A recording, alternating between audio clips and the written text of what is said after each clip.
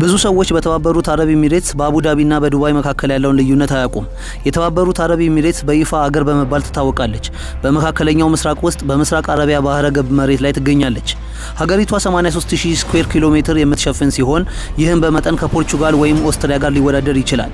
የተባበሩት አረብ ኤሚሬትስ 7 የፌዴራል ግዛቶች ያቀፈ ነው። ከአሜሪካ ግዛቶች ጋር ተመሳሳይነት ያላቸው ሲሆኑ እዚህ ኤሚሬትስ ተብለው ይጠራሉ። እናም በመሰረቱ ስሙ የመጣው ከየት ነው? እያንዳንዱ ኤሚሬትስ የራሱ ገዢ ወይም ሼክ አለው። ስልጣንም በገዢው ቤተሰብ ውስጥ ይተላለፋል። በመሰረቱ እንደ ንጉሳዊ ስርዓት ሁሉም 7ቱ ሼኮች በአንድነት ከፍተኛውን ያስተዳደር ባለስልጣን የፌዴራል ጠቅላይ ምክር ቤት ይመሰርታሉ። ከመካከላቸው አንዱን ፕሬዝዳንት አድርገው ይመርጡታል። በተለምዶም ፕሬዝዳንቱ ሁል ጊዜ የአቡዳቢ ሼክ ናቸው።